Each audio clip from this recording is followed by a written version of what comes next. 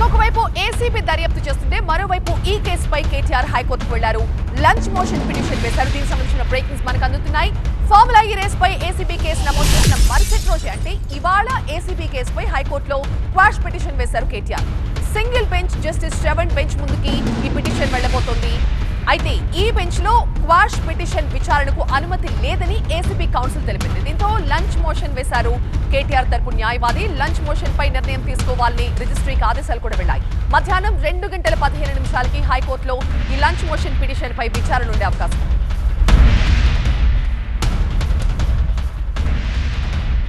Principal correspondent Praneetha live లో join అవుతున్నారు. ప్రణీత, ఒక పక్క మధ్యాహ్నం 2:15 కేటీఆర్ వేసిన ఈ పిటిషన్ విచారణకు రాబోతుంది. మరోవైపు కేటీఆర్ ఆల్రెడీ చెప్తున్నారు ఇది అసలు నిలిచే కేసే కాదని.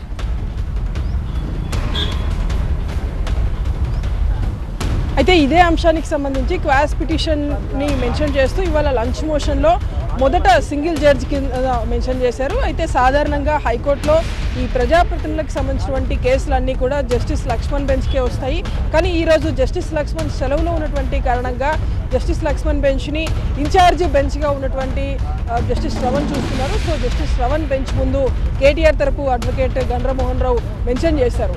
అయితే గండ్రమోహన్ రావు ఈ లంచ్ మోషన్ పిటిషన్ని మెన్షన్ చేసినటువంటి టైంలోనే అక్కడ ఉన్నటువంటి ఏసీబీ కౌన్సిల్ జోక్యం చేసుకుంటూ మొత్తం ఇది ప్రజాప్రతినిధులకు సంబంధించినటువంటి కేసు కాబట్టి ఈ కేసుని లంచ్ మోషన్ స్వీకరించేందుకు ఈ బెంచ్కి అనుమతి లేదని ఏసీబీ కౌన్సిల్ చెప్పడంతో తిరిగి కేటీఆర్ తరపు అడ్వకేట్స్ చీఫ్ కోర్టుకు వెళ్లారు. హైకోర్టు చీఫ్ జస్టిస్ బెంచ్ ముందు వెళ్ళగా సో చీఫ్ జస్టిస్ బెంచ్ రిజిస్ట్రీని ఆదేశించారు.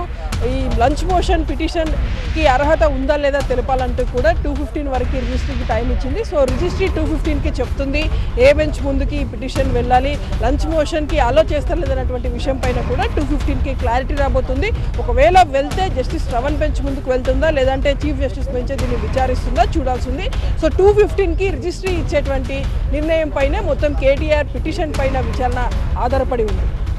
Right, thank you Praneetha.